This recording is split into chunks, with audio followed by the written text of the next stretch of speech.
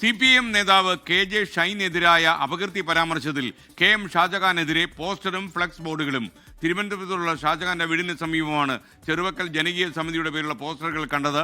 റിനു ശ്രീധർ തിരുവനന്തപുരത്ത് നിന്ന് ചേരുന്നു. റിനു, പറയൂ. Good morning. KJ ഷൈനെതിരായിട്ടുള്ള അപകീർത്തി പരാമർശം വലിയ രീതിയിൽ വിവാദമാകുന്നു. ഇന്നലെ രാത്രിയോടുകൂടിയാണ് ഷാജഹാന്റെ വീട്ടിലെത്തി അന്വേഷണ സംഘം പരിശോധന നടത്തിയത്. ആ പരിശോധന നടത്തിയതിന് തൊട്ടു പിന്നാലെയാണ് ഇന്ന് പുലർച്ചയോടുകൂടി വലിയ രീതിയിലുള്ള വ്യാപകമായിട്ടുള്ള ഫ്ലെക്സ് ബോർഡുകളും അതുപോലെ തന്നെ പോസ്റ്ററുകളും ഷാജഹാന്റെ വീടിന് സമീപ പ്രദേശങ്ങളിൽ കാണപ്പെട്ടത് അല്ലെങ്കിൽ പ്രത്യക്ഷപ്പെട്ടത്.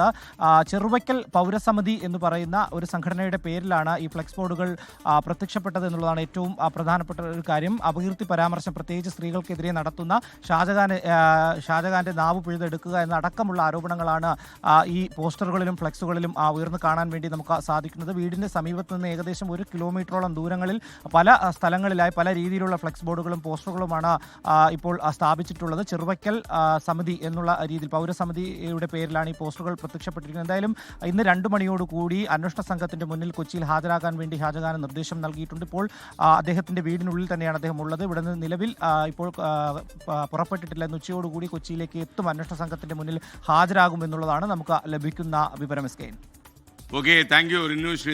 ലോകത്തെവിടെയായാലും ഏത് സമയത്തും 24 വാർത്തകളും ഓഗ്മെന്റഡ് റിയാലിറ്റി പാക്കേജുകളും എക്സ്പ്ലെയിനറുകളും വിശദമായി കാണാൻ ഞങ്ങളുടെ യൂട്യൂബ് ചാനൽ നിങ്ങൾക്ക് സബ്സ്ക്രൈബ് ചെയ്യാം.